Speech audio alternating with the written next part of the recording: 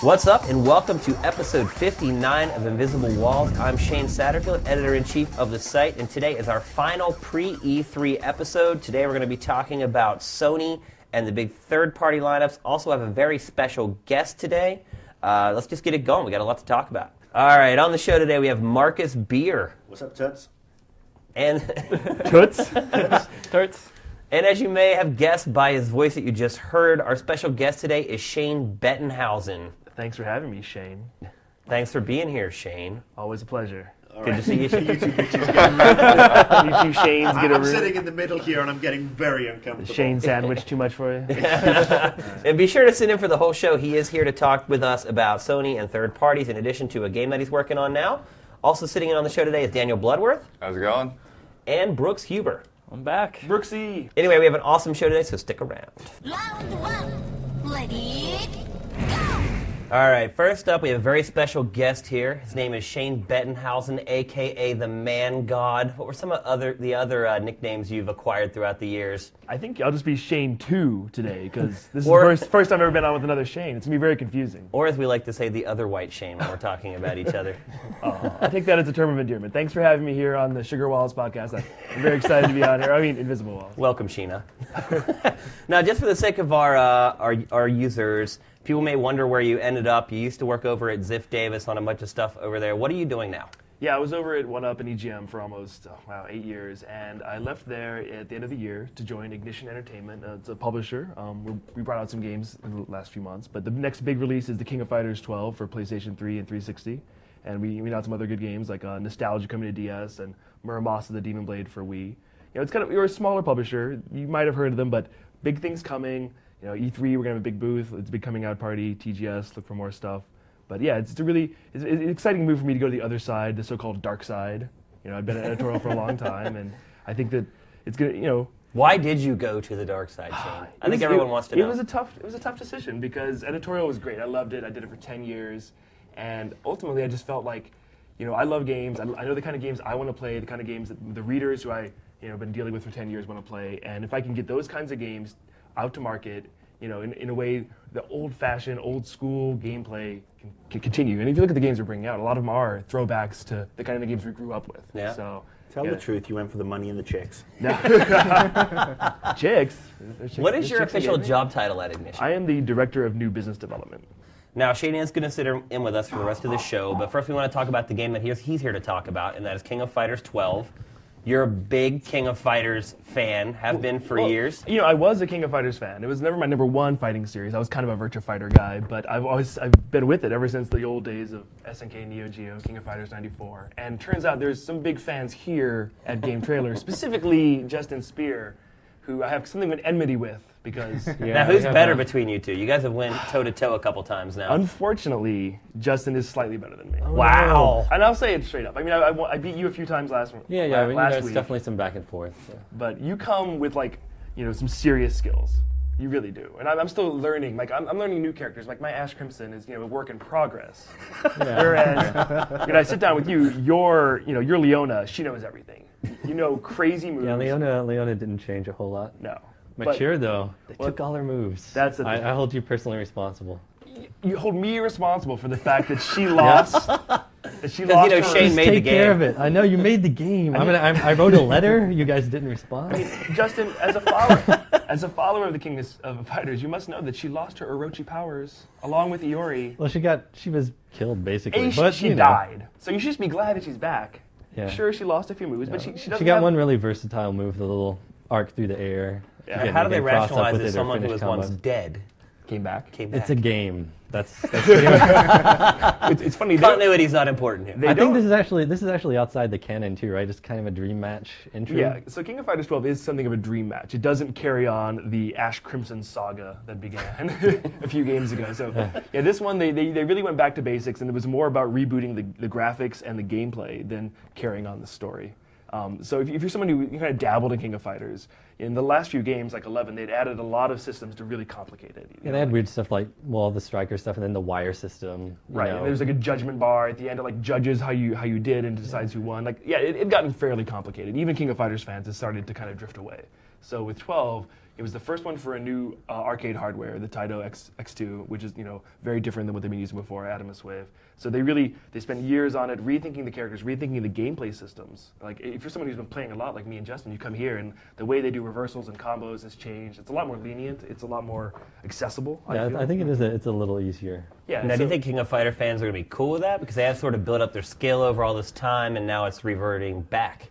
I think the hardcore fans It still are gonna, takes some skill. Yeah. Well, sure. Yeah, it still takes skill and timing, but it is easier, it's more accessible. And the hardcore fans, they're going to be so busy trying to relearn some of the characters that have changed. Like a guy like Iori, I mean, he's one of the main characters in the game. He's lost a lot of his moves too, and they've changed his gameplay style. So yeah, you really have to kind of like re-educate yourself. But for fans who are casual, when they pick this up, it plays a little bit more like Street Fighter 3. It plays a little, it's just easier to get into. So I think with the resurgence of fighting games this year, a lot of new players will be coming to the franchise. And I think it was a good strategic move to kind of make it easier to get into. But, Any brand new characters for the game? well, there's one character who's never been a playable character in King of Fighters, and that's Raiden. I mean, he's from Fatal Fury 1. He's the big grappler wrestler guy. So you've seen him before, but you've never been able to play as him as a selectable character. Now, how have they done integrating him in with the other fighters, balancing him and all that sort of stuff? You have to like the big guys. So like, I'm not someone who plays the big grappler guys, but according to arcade tests, he's not overpowered. I think he's kind of slow and lumbering, but I'm sure people out there will like him. I'm more of a quick and nimble guy. I'm curious to know that I played the first couple of King of Fighter games on the Neo Geo where you have the big building block slab of a cartridge that you'd need two people to put into your system. That costs several $100s to buy. Several $100s. At least. And I mean, there was the price aspect, but the game was also very, very hardcore. It was probably the best fighting game out there, Yeah. but it was the best fighting game that never really sold and got overshadowed by Mortal Kombat, Killer Instinct, and Street Fighter. Right. So is this a conscious effort to reboot and open King of Fighters to a whole new audience who, have played the Mortal Kombat to bits, have played the Street Fighter, and want something new and cool? Because it was always the best fighting game, but it was only for the hardcore people. Yeah, it really only connected in some countries, like in Latin and South America. It's Mexico Mexico's loves number. some King of Fighters. It's number Oh, one. yeah. Huge. Why is that? Just cultural stuff. Hit It resonates. I don't hit know. at the right time. The art's really cool. The characters are different. And if you look at what was happening with Capcom and SNK, there's a lot of borrowing back and forth. If you go through the annals of Street Fighter versus King of Fighters, you'll see characters that were obviously inspired by one another, gameplay styles. And I think by rebooting it to like the 94 and 95 time, looking at these characters you all know and love back in their original outfits with easy to do moves, I think that is the intent, is to kind of reintroduce this, like almost a fresh start for King of Fighters. Because there've been too many, 12 games later, how can you tell one apart from the others? Now, when can we expect the game to be at retail? We're looking at July, so no firm date quite yet, but you can get your first chance to play it this coming Saturday, the 30th. If you're in the Los Angeles metropolitan area, we're holding a King of Fighters 12 tournament, which is pretty exciting because most players in America have never played this game before because it didn't come out in arcades here. So it's happening in Hollywood, and if you go online at kingoffighters12.com, Is that XII or 1-2? it's the Arabic numeral, but I think we have the Roman one as well. So it's kingoffighters12.com, or also up on the PlayStation blog, the official PlayStation blog this week. You can read about the tournament because we're hosting it with Sony and GameStop. And if you show up in costume as one of your favorite King of Fighters characters, We will laugh at I'm you. looking to you, Justin, because I know you, I'll do you it. can pull off a pretty amazing Ash Crimson. I'm just saying. If you, show- You're saying I'm pretty. you said you're pretty. He just wants to see you in your pajamas, mate. So, yeah, if you're a King of Fighters fan and you haven't been invited to this tournament, because we've already contacted a lot of hardcore players from all over who are coming to this tournament. If you show up in costume at the event before noon, you'll get in as a spectator. So you can see all the exciting stuff, get a chance to play the game, tons of cool giveaways, exclusive merchandise. Big prizes for the winners?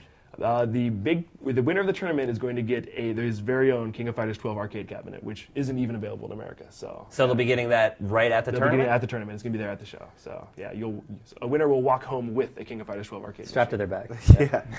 All right, so everyone go check out the website, go and meet the man god at the tournament. Are you going to enter, Shane? I'm going to have an exhibition match. We're helping Evo tournaments. The guys, Joey from Evo, they do this huge tournament in Vegas every year. They're going to be running the tournament for us. So there's going to be an exhibition match, me versus Joey. His Athena is pretty deadly. I think he's probably going to win, but we'll see. All right. King of Fighters 12 coming out in July for the PS3 and 360. Be sure to go to their site to check out all the information for the tourney. But little did they know that the real truths lie in the shadows. A truth written in blood. All right, next we're going to talk about third-party offerings at E3 this year. Now, I think the landscape has changed a lot over the last couple of years. We're not seeing as many exclusive third-party games for either the 360, the PS3, or the Wii at this point. Almost any third-party game for the Wii has to be exclusive by default. So we're really seeing where they're sharing on both sides. There's a couple exceptions. The new Splinter Cell is obviously coming exclusively to the 360, but otherwise, pretty much across the board, all these games are coming to the PS3 and the 360. So let's sort of do a quick rundown of the big boys. Obviously, Ubisoft is one of the bigger third-party publishers in the industry. Now, another big game, obviously, is Assassin's Creed 2. The first Assassin's Creed was kind of polarizing. I think I enjoyed it maybe a little bit more than others. I definitely looked over some of its shortcomings for the boundaries that it broke. A lot of people weren't quite as generous. Definitely some reviews out there that gave it like 6 out of 10. Or less. Or less. I remember somebody breaking a controller over that game. Yeah. Yeah, former coworker, Brooks and I. It ended up in the trash can. I actually just played Assassin's Creed for the first time a couple months ago, and I still really enjoyed it. But I think, because, I wasn't on that super hype train of it transforming gaming forever or whatever. Which it kind of did, though, right, at the end of the day. I mean, has any other game... The crowd, the way to approach crowd physics. Crowd running, be able to interaction. navigate the environment pretty much any way you wanted to without having a predetermined path you had to follow. I think really no game since then has still done that as well. I think maybe Infamous is close. Mm-hmm. But I think everyone agreed that Assassin's Creed had a great concept, and they didn't go far enough with it. Like, they had everything was in place, and then they're like, oh, where does this go? And then, well, what you see is kind of what you get. So with Assassin's Creed 2, they've already established that base. This is the gameplay, these are the graphics, this is what you're doing. So maybe the mission designs will be more creative, it'll be a little more, directed. The original game felt a little rushed. It's like they put all the groundwork in, and then they just didn't have the time to really sort of like build upon it. It was like the basics are there. Yeah. Where's the extra yard? Yeah, it's like when you go to meet someone for one of your mission objectives, those scenes just seem like we put them together. It's like, stand him here, we'll stand him there, we'll do a little dialogue, off you go. It just seemed, again, like it just wasn't quite finished. And then the whole flag fiasco, it's like if you play that game on the PS3, there was no point in ever collecting those flags. Yeah, there's no reward for collecting all the flags at all on the PlayStation 3. So Assassin's Creed 2 is set in Venice. I don't think you can have a game set in Venice where he doesn't swim. I think we've seen some screenshots where it looks like he's diving into the water. Yeah, and there's aerial, whatever combat, or he's got wings on too. So. Yeah. So it looks like he can glide or drift a ways. Well, I think the setting is more exciting. I think it's a really cool city. But I wonder, if they're going to go further with the whole future past thing. I felt a lot of people... We can spoil that at this point, right? Yeah, it's like the worst kept secret. Spoilers up. The worst kept secret about Assassin's Creed is it's actually like it's all virtual. It's all virtual, taking place in the future. At the end, you go there, and I know a lot of people felt it was underutilized. Like they wanted more explanation. They wanted to do things in that world, and I don't know if that's going to happen in this game. I totally expected there to be like some escape scene Yeah. in the future, and that just never happened. I have seen some stories where it's the past and the present thing again. The past, the past. Well, it kind of has to be, right? Yeah, you can't really just leave Desmond hanging. And just forget, yeah. But do you think there's going to be more gameplay in the present this time, or any gameplay? It would be great if they integrated the two different time periods a little more, because in the first game it was pretty much, they'd flash back there every once in a while to kind of let you know what was going on back there, which wasn't much in all honesty. So hopefully they integrate those two a little better. Let's move on to Activision. Obviously their big game, or its big game, is Modern Warfare 2. Just this weekend during the Conference NBA Finals, they showed the full-on Monty. Finally got a really good look at the game as far as in-engine stuff and gameplay is concerned. What do you guys think? I mean, Call of Duty 4 obviously the best-selling game of this generation so far, if you don't count We Play, which we don't. Can they top it? Or do you think at this point people are like, well, I'm just kind of cool getting new maps for Call of Duty 4? Well, how long do you think the new maps of Call of Duty 4 are going to last once the new game comes out? They won't.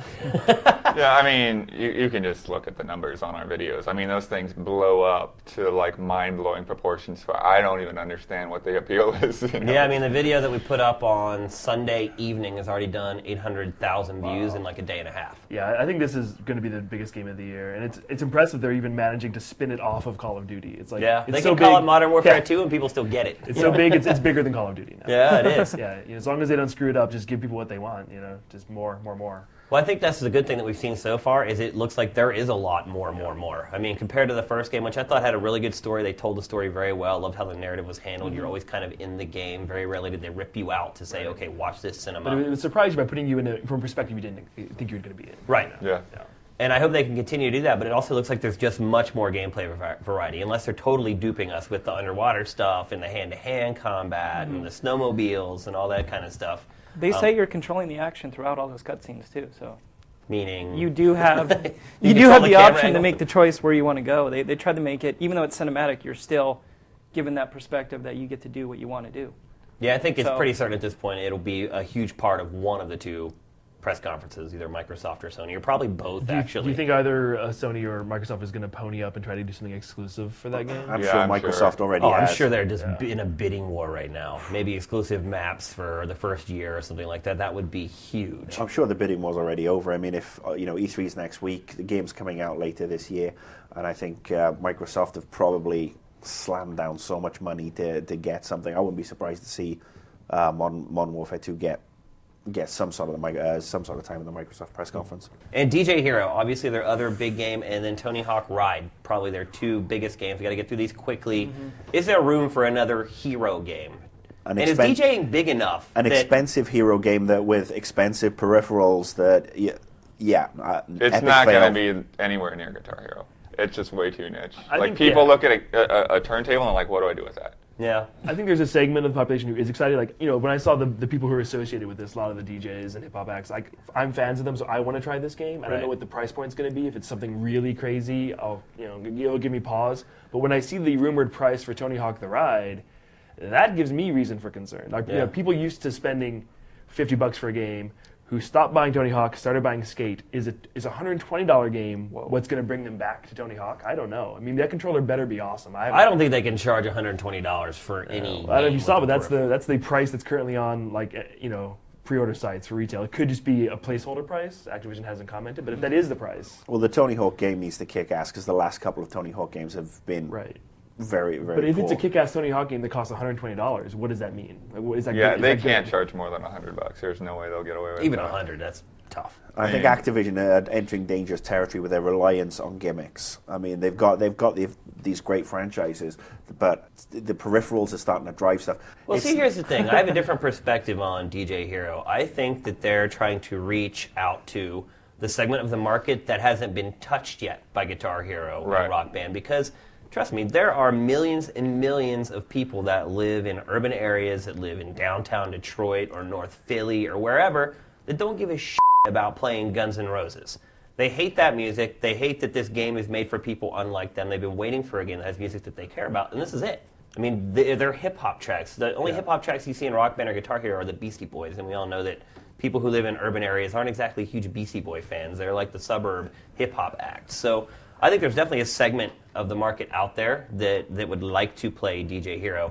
I think their challenge is going to be to make it simple enough that people can play it. Because DJing is really hard. Yeah. I don't know if anyone here has tried to do it. I've been doing it for 14 years, and I still learn something new every time I put a record on the platter. So I think their challenge is going to be to make sure that it's easy enough that the average person can get into it, but deep enough so that people who really like to DJ can still enjoy playing.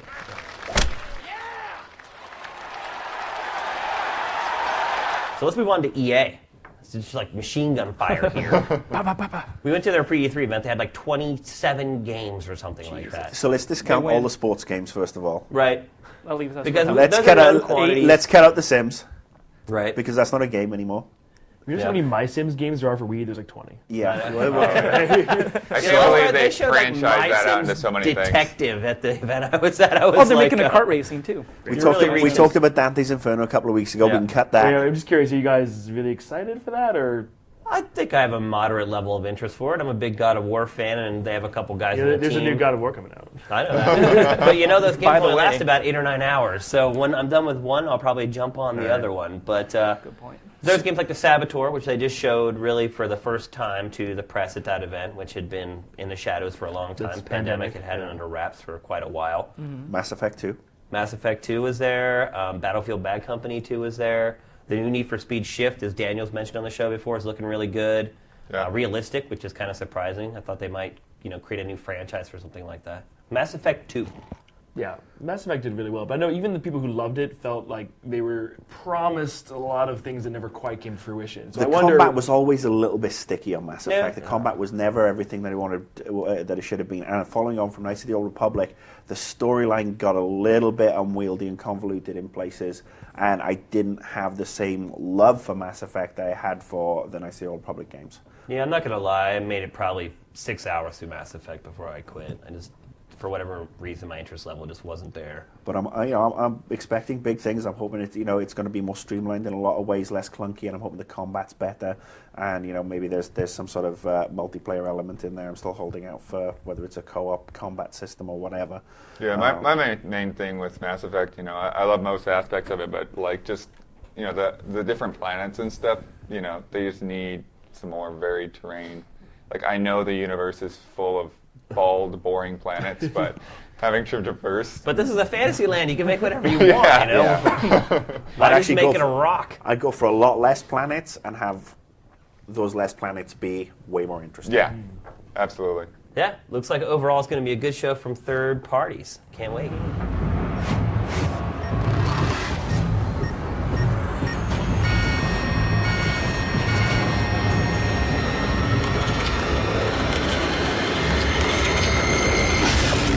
All right, next is the big segment for the show. It is time to talk about Sony and the PlayStation brand at E3.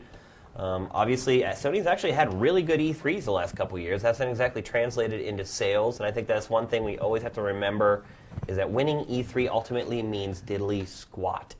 Every year, some company wins E3, and then they come out of the gate and they never do anything. Nintendo tanks E3 for the last 2 years. Obviously, had no effect on them whatsoever. So I think we should keep in mind that E3 performances aren't always a harbinger of things to come. That said, Sony's done great at E3 the last couple years. We think probably they're going to do well again this year. Well, they've had a great start to the year, and Infamous is out this week, and Infamous is Odd time to release a game, isn't it? It's a very odd time, but what I will say is it's one of the most fun games in an open world environment. So much fun that I've had with that game since Crackdown, in fact. Yeah. I love that game. I'm just disappointed with Sony's lack of marketing for it. Yeah. I can't believe it. And this is. I did see some commercials this weekend watching hockey and basketball. So. Yeah, but where was the hype building? This is such a cool concept, such a cool, visually stunning game that would translate very well. You're seeing Modern Warfare 2 being teased several months beforehand in an NBA game, a game that's not, that's out today. Why wasn't it advertised a couple of weeks ago, months ago, whatever? I think that Sony are going to come and they're going to have a great E3. They're going to show off all these great games like God of War and Uncharted 2, and everybody's going to be, yes, Sony's fantastic, and then their games are going to sell for again this year. I wouldn't go that far. The other big game is Heavy Rain. Now, we debuted that game last week on GameTrailers TV.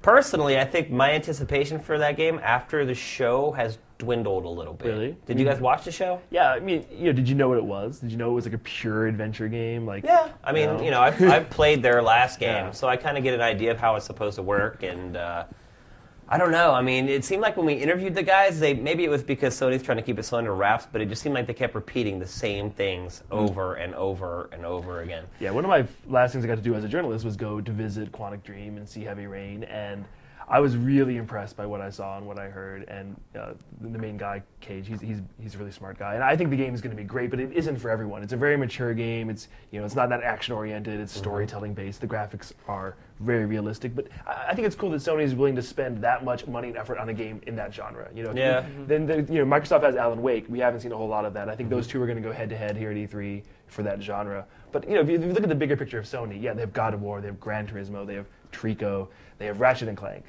Are they going to show Trico, though? You already saw Trico. Well. Yeah, but that was not meant to be. debatable. Yeah.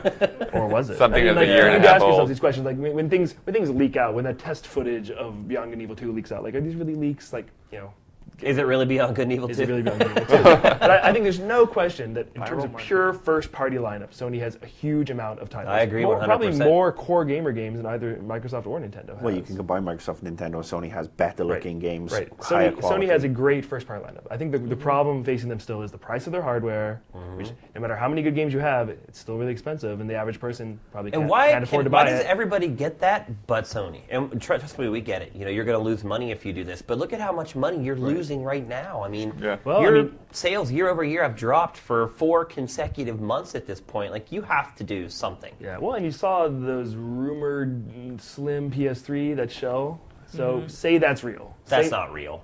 Say that's Have you felt the heat coming out of your PlayStation 3? I mean, even when it's turned off. Last night I went to like grab the cables out of the back of my 360 and drape the arm over the top of my PS3, and I felt like it almost burned my arm, and it was turned off. But So how do they shrink that down and get the heat out? We all guarantee you Sony wants to shrink it down. Sony wants to make it cheaper, and when they can, I'm sure they will, and they'll pass those savings on, hopefully, to the consumer. Well, But they also typically do the $50 price cut, and I don't think that's going to get it done. I don't think they can afford a $50 price cut right now because the machine is an expensive system to make, and they lost $1 billion last year. But they can't afford to not have machines out there to sell software for. So I mean, and this is it. This is That's interesting. where you make your money. I think this same question was asked of you and me on GameTrailers TV E3 special last night, and you know. What I think I said, because I was kind of concussed when I answered it, was I think they'll actually strip down the machine and they'll pull out the wireless connector, and they'll pull out the hard drive, and they might just take it down to a basic Xbox level and then start charging people extra for the bits and bobs so they can tailor it. That's the only way. They can't take out the hard drive. But that's the only way I can see. Well, that's the only way I can see them doing it in a way that becomes cost effective, lowers the price, lowers the size, and gives them an option to generate additional revenue by selling peripherals. Because they made the very grand statement of putting everything in there, and you didn't have to buy any extra, and it was a very, very laudable, intent, and it's great if you've got one of those machines. But if you're Sony, you end up losing a boatload of money over it, and the software sales are not making up enough on that shortfall. We saw that in the MPDs last month, where the highest selling PlayStation game in the US sold 91,000 units, and it was Mafia 2, not Mafia 2, Godfather 2. I think the problem is that they have not done a good job messaging the PS3's capabilities. Right. And I think some of the capabilities are so far over the heads of the average guy living in, whatever Iowa, that they don't care about remote play.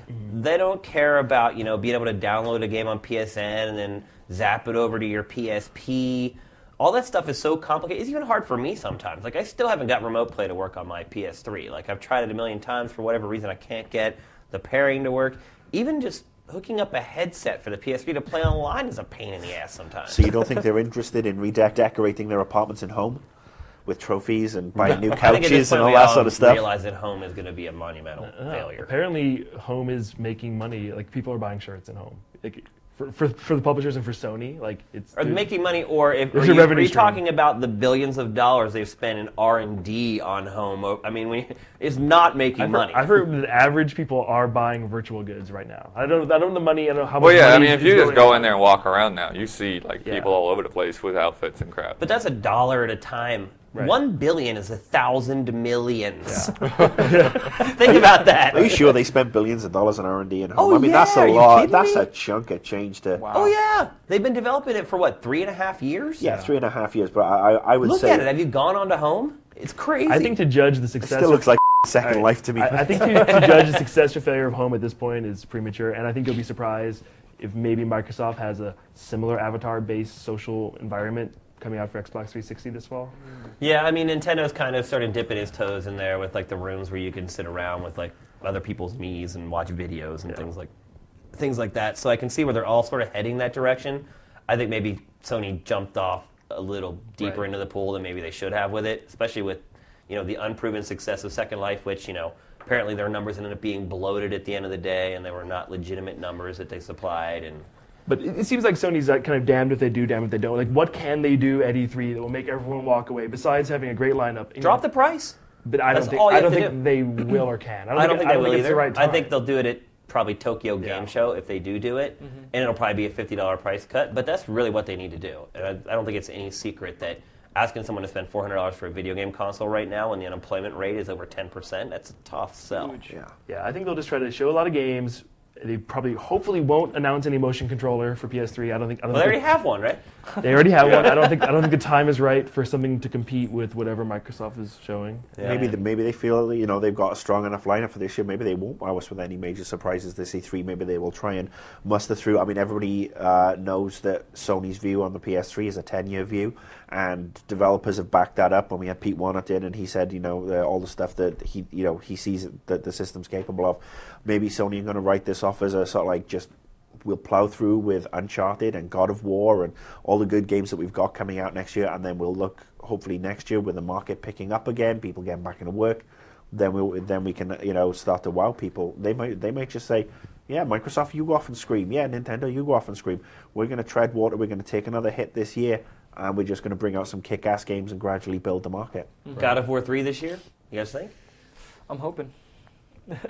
I think we're all hoping. Yeah, I got my fingers crossed. I think you have a better chance of Gran Turismo this year, but if you got both, that'd be kind of nuts. If they managed to get both. I mean, we still haven't really seen anything of the proper Gran Turismo. I mean, well, do you think it's going to look all that much different than Prologue? I mean, not really, but it's like there, the it's fact not. that they're not showing it yet. I mean, it kind of has to be at E3 if it's going to come out by the end of the year. Yeah, and Gran Turismo is actually a bigger brand internationally than God of War. Of course. It's their biggest brand. But I think this God of War, with the right PR handling, could actually become the biggest brand on the PS3. That'd be a huge system seller right there. It would be Gears of War for the PS3. Yep. But what about Trico? Obviously, the big surprise from the last week. That video just comes up out of nowhere. Shane mentioned probably an intelligent leak, so to speak. And if you go and do your homework, people have seen that video long ago. That video isn't new. It isn't new at all. It is In not fact, new. someone had tipped me off to it before last year's E3, and I sort of went out on a limb, and I was like, the game's going to be there, and then it didn't show, and I was like, oh, I look like a moron. Right, because I had talked to people who had seen that video a year ago, so the video isn't new.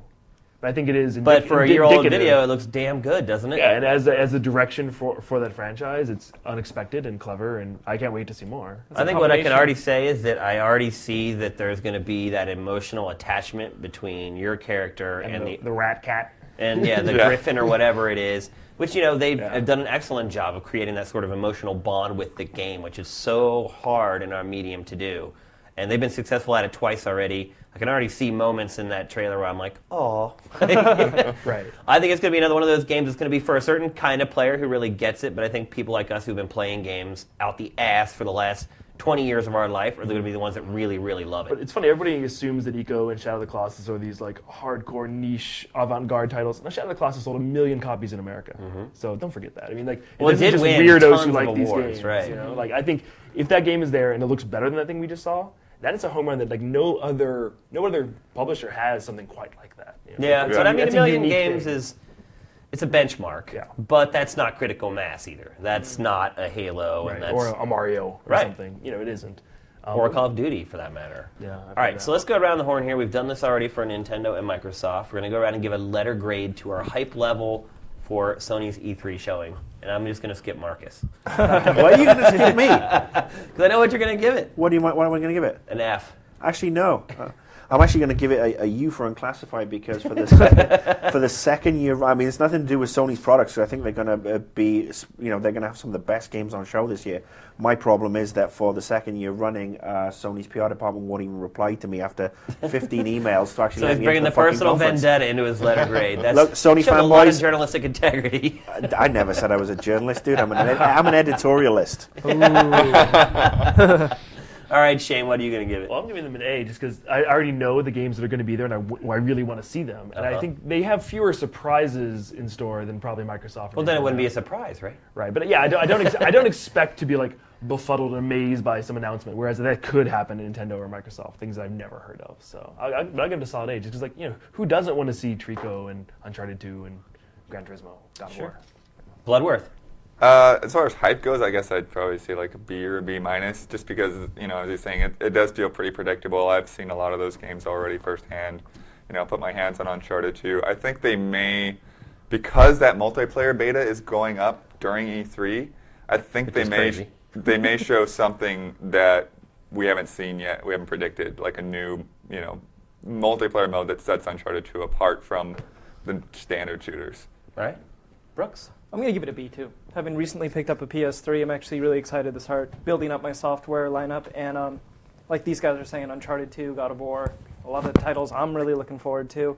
And hopefully something new, big announcement. I would like to see them officially confirm Trico or the next big project from those guys. So I would say my hype level is a C, because it goes back to what you guys all say. Everything is a known quantity, and there are so many known quantities that I expect at the most one surprise at their press conference. Whereas Nintendo could bring out 5, and I'd be like, well, that makes sense because we don't know anything about what you guys are doing. Same deal with Microsoft. Haven't really been in an event in over a year. Really have no clue what's coming. With Sony, awesome lineup, and as far as just rating a lineup, it's going to be hard for anybody to beat Sony. Yeah. But as far as my hype level going into the show, I'll give it a C because I feel like I know probably 80 to 90% of what's going to be at the show.